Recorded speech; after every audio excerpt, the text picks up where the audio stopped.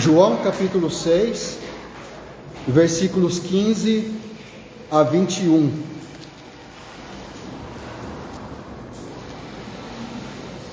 Hoje, que é o Dia dos Pais, nós celebramos o amor, a dedicação, a disciplina com que os pais cuidam, criam seus filhos.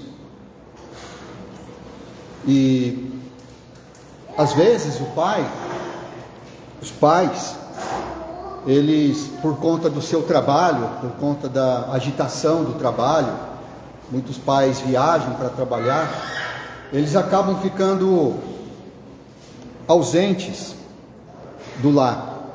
Mas eu tenho ouvido testemunhos de muitas pessoas que tiveram pais assim.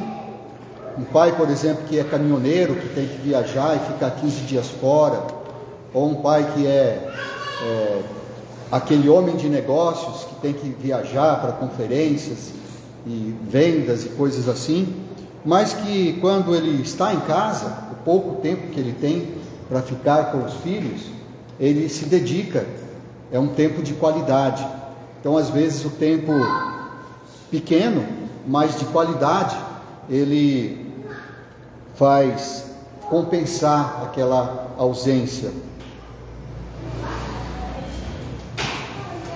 Nesse parágrafo que nós vamos ler hoje, ele fala de um momento em que Jesus, ele deixa os discípulos sozinhos. Ele vai ao monte orar e ele deixa os discípulos sozinhos. Jesus, ele veio revelar para nós o Pai. Deus é o nosso Pai celestial. E nós estamos, de certa forma, a gente pode dizer que nós estamos ausentes do Pai, ou seja, o Pai está ausente. Não que, quando a gente fala ausente, a gente está querendo dizer fisicamente. Nós não podemos tocar o Pai, não podemos ver o rosto do Pai, não podemos abraçar o Pai, porque Ele está ausente fisicamente. Mas a Bíblia diz que um dia nós estaremos na sua presença. Quando Jesus vier nos buscar, Ele disse: na casa do meu Pai há muitas moradas, se assim não for, eu vou-lhe teria dito, pois vou preparar-vos lugar, e quando for, eu voltarei. Acho que é mais ou menos isso, me perdi aí. Vos receberei para mim mesmo, para que onde eu estou, estejais vós também. Então, nós vamos estar na presença do Pai, assim como Jesus está. Jesus é o nosso irmão mais velho.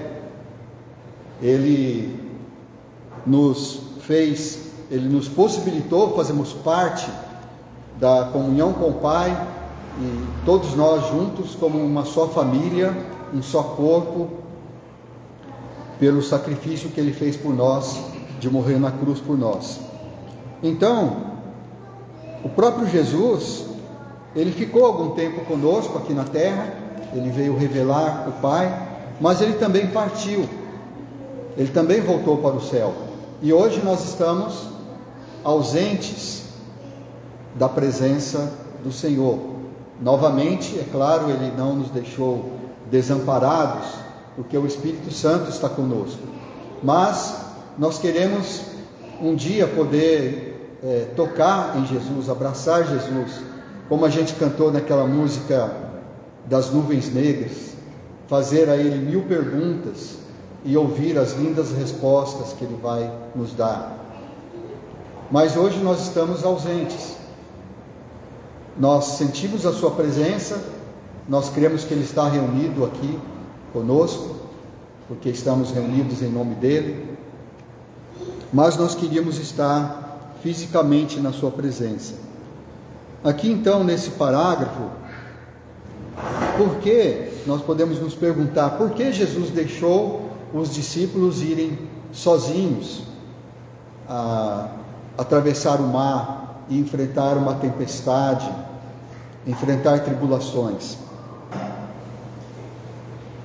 Então nós vamos ver que nós podemos apontar aqui alguns motivos. Então vamos ler Eu estou incluindo aqui o versículo 15, que estava no parágrafo anterior também, porque ele é uma transição aqui e ele pode fazer parte tanto de um quanto do outro parágrafo. Então vamos ler João capítulo 6, a partir do versículo 15. Vamos ficar de pé para ler a palavra de Deus?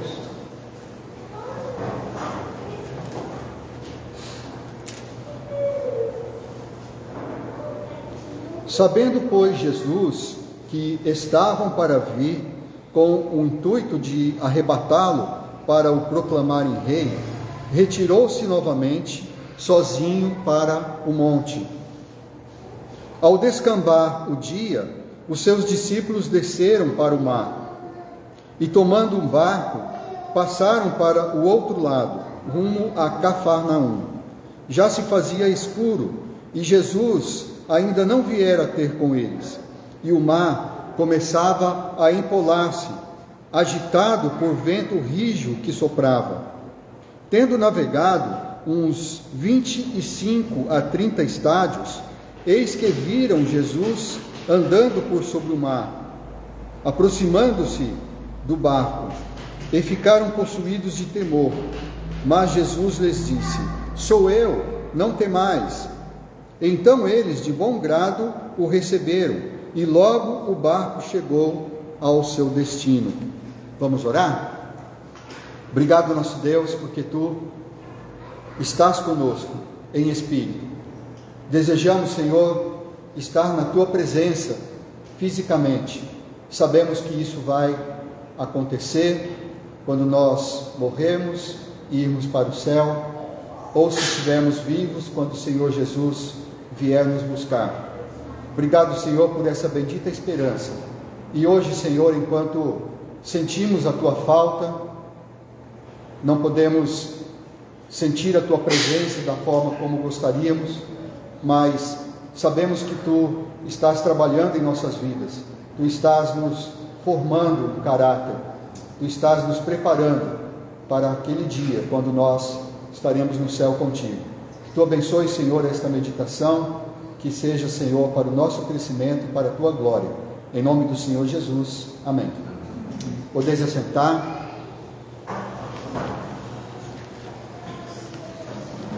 Então, por que Jesus deixou os discípulos sozinhos e por que Ele nos deixa sozinhos agora?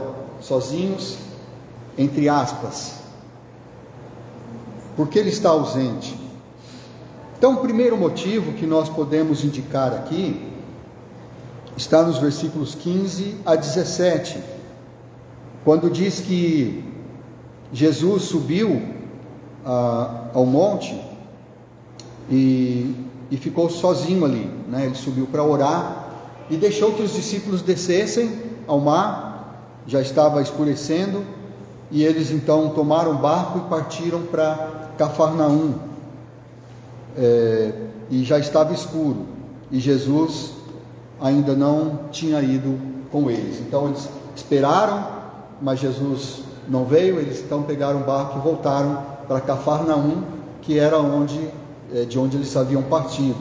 É a cidade onde Jesus morava e os discípulos estavam ali com ele. Então, por que Jesus fez isso? A gente pode entender que em muitos momentos Jesus deixou os discípulos sozinhos. Quando Ele os enviou, lembra quando Ele separou 70 discípulos e enviou esses discípulos para pregar, para curar, para fazer evangelização? Enquanto isso, Jesus evangelizava na cidade deles. Quando eles voltaram, eles ficaram muito alegres, porque eles conseguiram fazer muitas coisas, muitos milagres. Quando Jesus subiu naquele monte, Ele só levou consigo o Pedro, o Tiago e o João. Ele subiu no monte que a gente chama do Monte da Transfiguração. Quando Jesus voltou, havia um tumulto ali, os discípulos estavam sozinhos. Eles tinham tentado curar um jovem endemoniado, mas não conseguiram, e ficou aquela discussão, aquele transtorno ali, porque eles não conseguiram curar aquele endemoniado. E Jesus até parece que falou num tom meio irritado, ele disse: até quando eu vos sofrerei? Vocês são uma geração perversa. Até quando eu vou estar convosco para sofrer? E aí trouxeram a ele o menino e ele o curou. Aquele momento também em que Jesus não os deixou sozinhos, mas de certa forma os deixou na mão, né, porque ele estava dormindo no barco, numa tempestade. Foi uma situação parecida como essa, e os discípulos não entendiam porque Jesus, como ele conseguia dormir profundamente ali no meio daquela tempestade toda. Então eles o acordaram e ele novamente disse para eles: vocês não deviam ficar com medo. Então, isso acontece. Um pai pode deixar um filho sozinho às vezes. Por que o pai faz isso? Por que o pai faria isso? Por que você deixaria o seu filho sozinho? Ou pelo menos deixar ele pensar que está sozinho em algumas situações. Por que um pai faria isso? É porque ele quer que o seu filho amadureça. Então esse é um dos motivos pelos quais Deus está de certa forma ausente na nossa vida e nos deixa sozinhos aqui neste mundo. Enquanto nós estamos aqui, é claro que o mundo tem muitas coisas boas, né? Tem pessoas que costumam dizer: acaba não mundão, né? Quando as coisas estão bem, né? Quando está tudo bom, você está em umas férias na praia, você está em momentos alegres na sua vida. Mas também há tantos momentos difíceis que nós passamos e nós queríamos que o mundo acabasse naquela hora, né? Para que nós estivéssemos junto do Pai. Queríamos que Jesus voltasse. Mas às vezes a gente deixa os filhos sozinhos. Pensa num pai que está ensinando o filho a andar de bicicleta. Quando você vai ensinar seu filho a andar de bicicleta, às vezes você coloca aquelas rodinhas, né, ali, e aquelas rodinhas você vai levantando aos poucos, porque aí ele vai se equilibrando. Quando ele cai de um lado, a rodinha segura, quando ele cai do outro, segura. Mas chega um momento em que você tem que tirar aquelas rodinhas, quando você já percebe que ele está se equilibrando. E aí você vai empurrando o filho, você o encoraja a andar, e chega um momento que você deixa ele ir, né, que você o solta. Então você o deixa sozinho naquele momento. E o filho pode se sentir desamparado, mas você tem que encorajá-lo. Quando os filhos crescem, eles querem ser independentes, e você tem que deixar os filhos fazerem algumas coisas sozinhos. Quando os meus filhos eram crianças, eu ajudava a Vilma a cuidar deles, né? Trocava fralda, dava banho, eu procurava estar ali, embora em alguns momentos também eu tive que viajar no trabalho, ficava longe de casa, mas quando estava em casa, então procurava ajudar. E foi um alívio muito grande quando eles começaram a tomar banho sozinhos, né? Já não precisava mais estar ali, né? Eles começaram a ir no banheiro sozinhos, né? Não precisavam mais da ajuda. E depois eles começaram a ir para a escola sozinhos, não precisava mais levá-los na escola. E assim, né, aos poucos eles foram aprendendo a fazer as coisas sozinhos. Porque se isso não acontece, se os pais não deixam os filhos se virarem, né, para fazer algumas coisas, eles nunca vão amadurecer. Eles podem crescer, ficar adultos e ainda ficarem dependentes dos pais e se tornarem como crianças. Então é assim, é natural que isso aconteça, e Deus quer que nós sejamos maduros. Por isso então Jesus deixou que os discípulos fossem sozinhos. Jesus sabia que eles iam enfrentar tribulações, mas eles precisavam amadurecer. O segundo motivo que nós encontramos aqui, por Jesus ter deixado os discípulos sozinhos, e também a gente pode dizer que o Pai nos deixa sozinhos, que Deus, Ele quer que nós aprendamos a ser pacientes. É importante isso. Nós temos que aprender a ser pacientes. A gente vê nos versículos 18 e 19 que enquanto os discípulos estavam indo, que veio uma grande tempestade. Por que isso aconteceu? Deus controla os ventos, Deus controla as tempestades. Por que Deus deixou que isso acontecesse? Os discípulos estavam fazendo tudo certinho, estavam acompanhando Jesus, estavam aprendendo de Jesus. Por quê? Por qual motivo eles tinham que enfrentar aquela tribulação e ainda sozinhos no mar, no escuro? É porque Ele quer que nós aprendamos a ser pacientes. E não tem uma situação melhor para nós aprendermos a ter paciência do que quando nós enfrentamos tribulações, quando nós enfrentamos dificuldades. Se nós não enfrentássemos dificuldades, nós nunca aprenderíamos a ser pacientes. As tribulações acontecem em nossas vidas. A gente não sabe quando elas virão, a gente não sabe por que elas vêm, mas elas acontecem. Pode ser um acidente, cair do telhado e quebrar o tornozelo, quebrar o pé. Pode ser um acidente de carro, pode ser uma doença.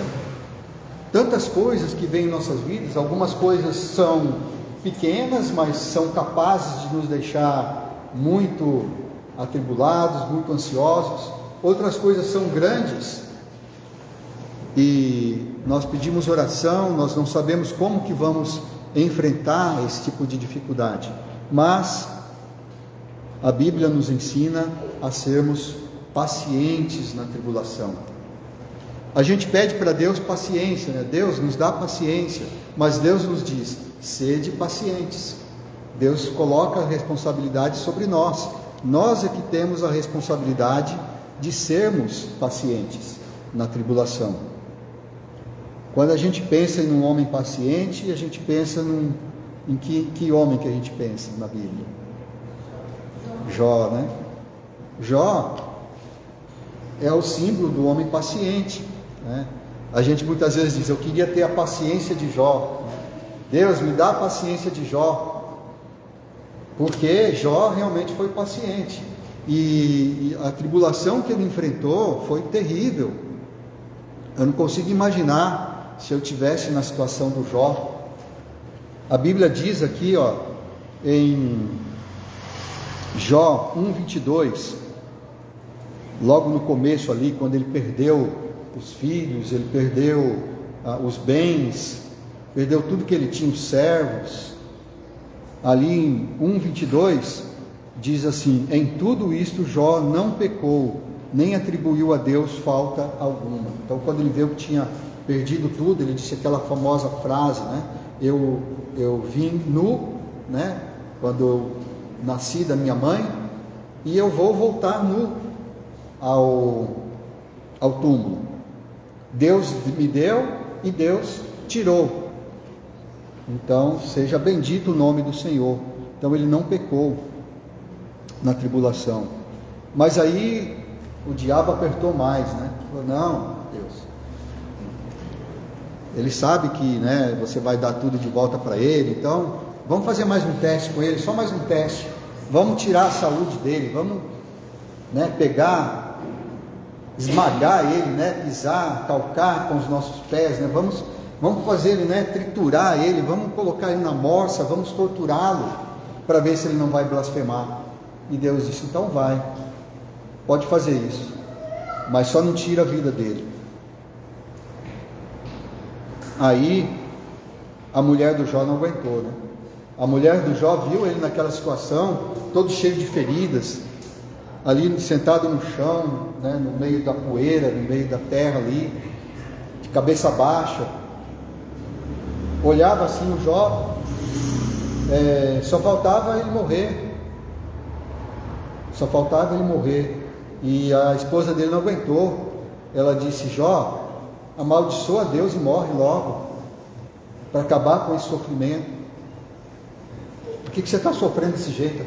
Amaldiçoa a Deus que ele vai te matar logo, para você. Mas Jó respondeu, em Jó 2:10: você fala como qualquer doida. Nós temos recebido o bem de Deus e não receberemos também os males, o mal? E aí diz novamente: em tudo isto Jó não pecou com os seus lábios. E aí a gente vê, né? Aí o diabo acrescenta mais tribulação ainda. Vem os 3 amigos dele, né? Amigos da onça. Eles começam a... Primeiro eles ficam ali, não conseguem falar nada, ficam ali uns 7 dias com Jó ali sentados, como quem quer consolar, mas não tem palavras para dizer nada. E de repente Jó começa a falar, e aí quando Jó começa a falar, eles retrucam, né? Eles começam a acusar Jó de pecado. Falam, não é possível, Jó. Essa situação que você está só pode ser por causa de pecado. Você pecou, confessa logo o seu pecado. Mas Jó sabia que não era nada disso. É claro que Jó era um pecador, como nós somos. Mas aquela situação que ele estava passando não era porque ele tinha pecado, era porque Deus tinha um plano. Mas só que ele não sabia de nada disso. Então Jó é um exemplo de paciência. Deus quer que nós aprendamos a paciência. Então Jó, ele aprendeu. E nós também precisamos aprender. Quando vier tribulações, Deus diz, sede pacientes. Sede pacientes na tribulação. E às vezes nós nos sentimos sozinhos. Isso que é pior, não é? Quando vem a tribulação, a gente não tem a quem recorrer. A gente olha, né, para os céus e diz, Senhor, onde que tu estás? Né? Pessoas olham para nós e falam, onde está o teu Deus? Pessoas gostam de apontar, né, quando a gente está passando por dificuldades, principalmente quando a gente fala de Deus, né, para os nossos familiares, fala de Cristo, fala da nossa fé, querendo que as pessoas também creiam em Jesus. E quando a gente está passando por dificuldades, pessoas dizem, né, mas onde está o teu Deus que não te ajuda, né?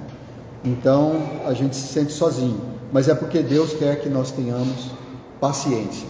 Então assim os discípulos, Jesus deixou os discípulos irem no mar e acontecer tudo aquela grande tribulação ali da tempestade, mas porque ele queria ensinar que eles tivessem paciência. E o terceiro motivo que encontramos aqui, pelo qual Jesus deixou os discípulos sozinhos, e pelo qual também Deus nos faz sentir sozinhos, é que Ele quer que nós sejamos corajosos. Ele quer que nós sejamos corajosos.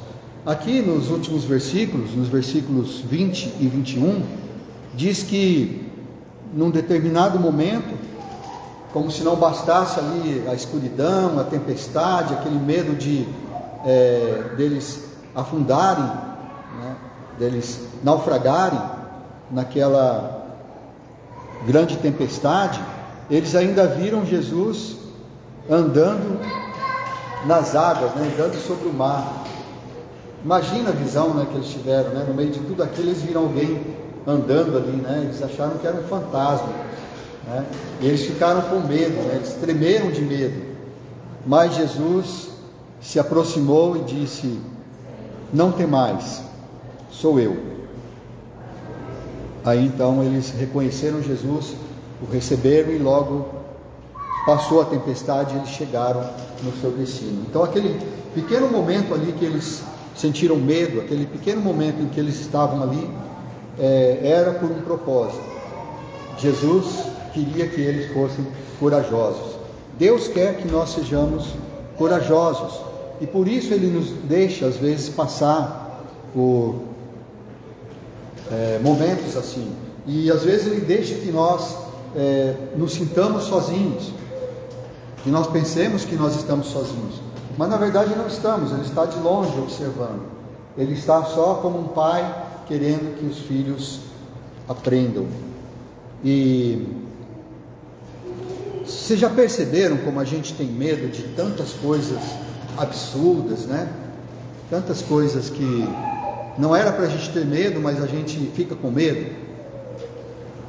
Uma barata, né, andando por aí, né? Se eu falar que tiver uma barata aqui, né, algumas pessoas já vão se levantar, né? Mas a barata é tão frágil, né? A gente esmaga ela com o pé assim. Por que a gente tem medo, né, da barata? Aí os psicólogos tentam explicar, né? Tem vários fatores aí que podem influenciar, né, nesse medo. Mas o fato é que a gente tem medo, né? Tem medo até da sombra, às vezes, né? Da própria sombra. Criança começa a andar, fica com medo, e os pais ficam com medo da criança cair, né, também.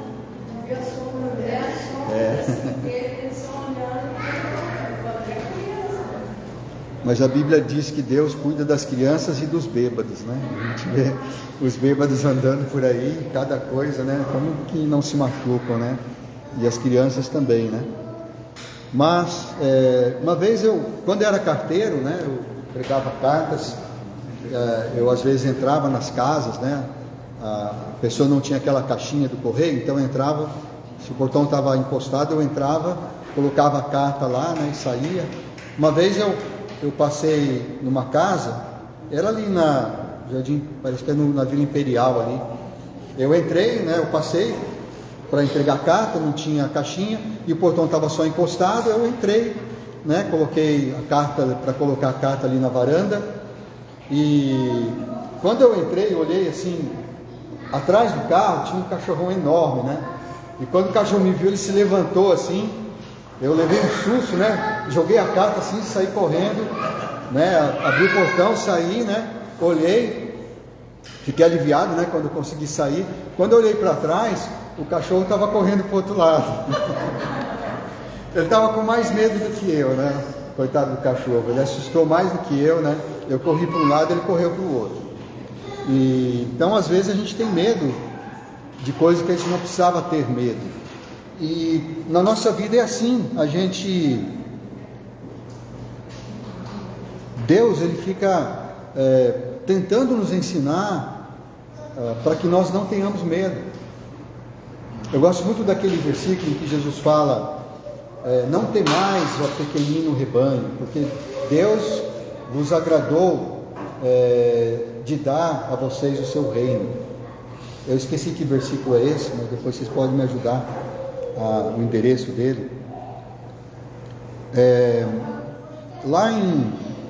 na história de Josué, quando Moisés, a gente cantou aqui hoje, né, aquela música falando, se Deus não abrir o mar, né, Deus vai nos fazer andar sobre as águas. Faz referências tanto da passagem do Mar Vermelho, quanto desse momento aí também em que Jesus anda sobre as águas, e em outro evangelho, né, no outro evangelho, que não é o de João, eles falam que Pedro, né, quando viu Jesus andando nas águas, ele quis andar também, né? Mas o Josué, ele passou com Moisés, ele estava no meio do povo, ele auxiliava Moisés, ele passou ali no meio do Mar Vermelho, mas o povo creu, né? O povo, quando estava antes de passar o Mar Vermelho, toda aquela multidão, Moisés estava ali, eles tinham acabado de sair do Egito, eles tinham visto todas aquelas pragas, né, que o povo do Egito sofreu, né, as pedras, a sarna, né, os piolhos, e por último lá a morte dos primogênitos.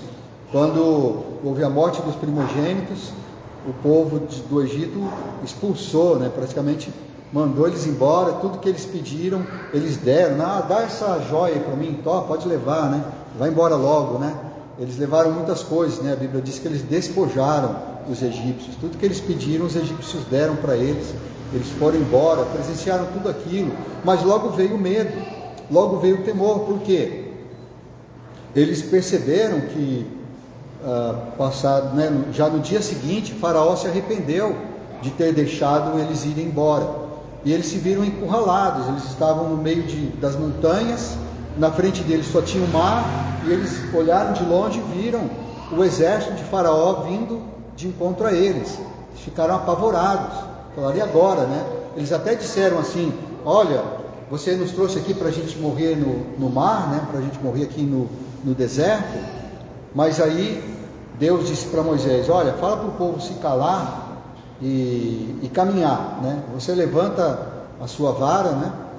E aí Moisés levantou o cajado, né, a vara, e o mar se abriu e eles passaram. Então foi um grande livramento. Mas isso fez com que eles perdessem o medo? Com que eles tivessem fé? Não, porque logo do outro lado já aconteceram problemas, né? E Josué estava acompanhando e vendo tudo isso.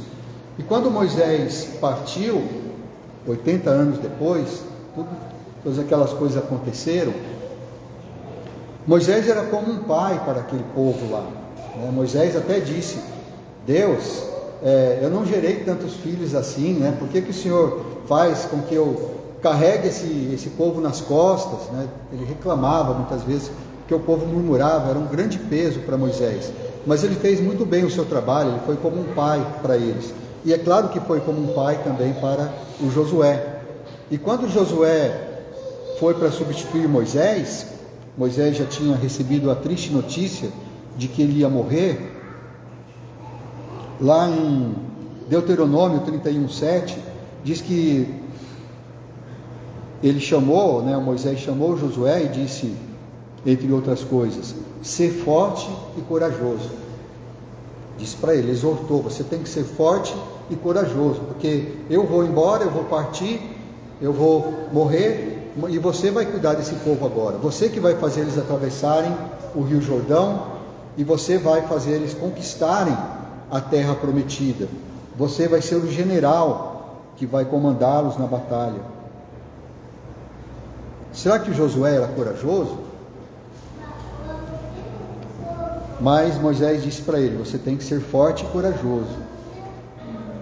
Aí quando Deus fala, né, Moisés já morreu, né, tudo, aí em Deuteronômio 31:23, aí o próprio Deus já fala com Josué, né, o anjo do Senhor vai lá e fala com Josué. Josué, em Deuteronômio 31:23, ele disse, olha, ser forte e corajoso, seja forte e corajoso. Você vai ter que liderar esse povo, você vai ser o general nessas batalhas, você que vai à frente do povo. E fala novamente em Josué, capítulo 1, versículo 6, ser forte e corajoso. E ali que nós temos aquele versículo, né, que nós gostamos, Josué 1:9, é Deus ainda falando com Josué, né? Não te mandei eu, ser forte e corajoso, não temas nem te espantes, porque o Senhor teu Deus é contigo, por onde quer que andares. No versículo 7 do capítulo 1 de Josué, ele também fala, ser forte e corajoso. Porque tantas vezes tinha que falar para Josué, para ele ser forte e corajoso? Talvez é porque ele estava com medo. Você não teria medo? Falar assim, você vai ser o general. Uma multidão, aí, um exército de 2 milhões, aliás, 600 mil homens, né? Mas 2 milhões de pessoas no total, mas 600 mil homens de guerra, 600 e poucos mil, para enfrentar aqueles gigantes que ele tinha visto, né? 40 anos atrás, quando ele era jovem ainda. Talvez Josué tivesse, né, um pouco com medo. Depois, quando eles atravessam o Rio Jordão, e ele está lá perto, né, do muro ali de Jericó, aí o anjo do Senhor aparece para ele, né, talvez ele leve um susto, né, ele vê lá um homem de pé com uma espada na mão, e ele, né, você é dos nossos ou você é deles, né, porque se fosse deles, dos inimigos, né, ele já ia, ou ele ia correr, ou ele ia ter que lutar, né? E aí o anjo responde, não, eu sou o anjo do Senhor, não sou nem deles nem de vocês, eu sou o anjo do Senhor. E aí ele exorta o Josué também. Então, Josué foi exortado por Moisés para ser forte e corajoso, pelo próprio Deus. E olha só, depois, Josué 1:18, ele já tinha vencido a primeira batalha ali contra Jericó, né, já tinha acontecido aquilo. Aí vem os anciãos, né, todos os líderes lá de Israel, e falam com Josué. Eles garantem a Josué que vão aceitá-lo como líder. Falam, Josué, beleza, você nos ajudou a vencer aí a batalha de Jericó, Então você é o nosso líder, né? Eu não lembro se já tinha passado a Batalha de Jericó, ou se só tinham passado ali o Rio Jordão, que também foi uma grande vitória ali, né? Porque o Jordão parou, assim como eles atravessaram o Mar Vermelho em seco, eles atravessaram também o Jordão. Só que a diferença é que no Mar Vermelho tinha água dos dois lados, né? No Rio Jordão só parou as águas que desciam e as outras foram embora, né? Mas também era um grande livramento. Aí eles chegaram e disseram para Josué: Josué, você vai ser o nosso líder. E aí o que eles falam para ele? Só que você tem que ser forte e corajoso, né? Então, acho que Josué já estava cansado de ouvir isso, né? Será que eles pensam que eu sou covarde?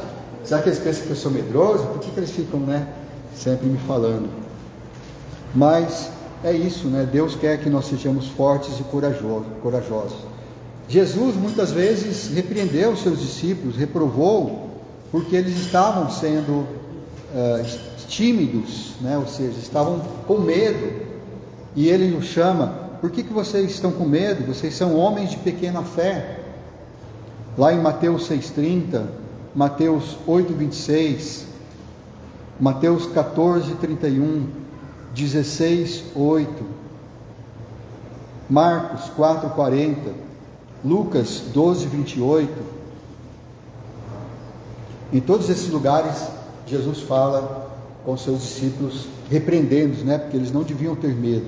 O próprio Pedro, né? Quando ele, provavelmente foi nesse momento aqui, mas João não fala, quem fala isso é o Marcos, né? Diz que Pedro, quando viu Jesus vindo andando por sobre as águas, ele fala: se és tu, Senhor, então manda que eu vá aí, né? E foi, né? Jesus falou: então vem. E Pedro foi corajoso, né? Ele foi, só que logo Pedro começou a ficar com medo, ele começou a sentir lá o vento, as ondas e tudo, e começou a afundar. E aí Jesus estendeu a mão e falou: por que você temeu? Por que você ficou com medo, homem de pequena fé? Então, ele quer que nós tenhamos fé. Contrário de ter medo é ter fé. Deus quer que nós tenhamos fé. O Espírito Santo, ele está tentando trabalhar em nossas vidas para que nós tenhamos fé, para que nós não tenhamos medo. Porque o medo, diz lá em 1 João 4,18, ele atrapalha o aperfeiçoamento do amor. 1 João 4,18 diz: no amor não existe medo, antes o perfeito amor lança fora o medo. Então é importante isso. Deus quer nos ensinar a sermos corajosos. Por isso que Ele nos deixa nos sentir às vezes sozinhos. Por isso que Ele faz com que nós pensemos que Ele está ausente. É porque Ele quer que nós amadureçamos. Ele quer que nós sejamos pacientes. E Ele quer que nós sejamos corajosos. É por isso. Nós precisamos aprender. Em tantos momentos Ele fala, né, a gente passa por toda a Bíblia, olhando principalmente no Novo Testamento, Jesus falando, logo após a oração do Pai Nosso, Ele diz, né, por que vocês estão ansiosos quanto ao que vocês vão comer ou beber, né? Por que vocês ficam falando, mas o que nós vamos vestir, o que nós vamos comer? Aí Ele fala: olha as aves do céu, eles não semeiam, eles não colhem, não recolhem sementes nos celeiros, mas o Pai sustenta eles. E por que vocês estão preocupados com as vestimentas? Olha só os lírios do campo, eles crescem, florescem, né? A glória deles, nem Salomão pôde imitar em toda a sua glória, não pôde imitar os lírios do campo. Eu nunca vi aqueles lírios de Israel, mas deve ser muito bonito, né? Todos coloridos. Só que elas são, né, elas crescem num dia, no outro dia já são ceifadas e lançadas no fogo, e Deus faz isso com as faz tão bonitas. Então não se preocupa, né? Em todos os momentos Ele está nos dizendo: não andeis ansiosos de coisa alguma, em tudo porém sejam conhecidas diante de Deus as vossas petições, pela oração e pela súplica, com ações de graças. E a paz de Deus, que excede todo entendimento,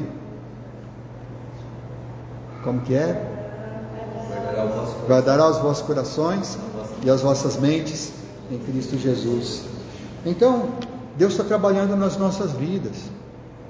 Ele diz: não temas. Quando você está com medo, Deus fala: não, seja corajoso. Então Ele vai deixar você passar por aflições. Ele vai deixar você sofrer tribulações. Ele vai deixar você se sentir sozinho. Mas não é porque Ele está totalmente ausente. De certa forma, sim, Ele está ausente, porque nós não podemos tocar nele, não podemos vê-lo. Mas Ele quer que nós tenhamos fé. Ele quer que nós exercitemos a fé. Então, você estava curioso para saber por que Deus nos deixa sozinhos, entre aspas? É porque Ele quer que nós sejamos maduros, que nós sejamos pacientes, que nós sejamos corajosos. Em João 14, de 15 a 18, quando Jesus estava para partir, quando Jesus estava para deixar os seus discípulos sozinhos, Ele disse, João 14, 15 a 18: se me amais, guardareis os meus mandamentos, e eu rogarei ao Pai, e Ele vos dará outro Consolador, a fim de que esteja para sempre convosco, o Espírito da verdade, que o mundo não pode receber, porque não o vê, nem o conhece. Vós o conheceis, porque Ele habita convosco e estará em vós. Não vos deixarei órfãos, voltarei para vós outros. E nós dizemos: amém. Vem, Senhor Jesus. Nós queremos que o Senhor volte. Mas enquanto Ele se demora, que nós possamos aprender a sermos maduros, a sermos pacientes, a sermos corajosos. Vai levar a vida inteira para a gente aprender isso. Quando estivermos com 80 anos, 90 anos, 100 anos, se conseguirmos chegar lá, talvez nós ainda não tenhamos aprendido. Mas esse é o propósito. Deus quer que nós aprendamos. Amém?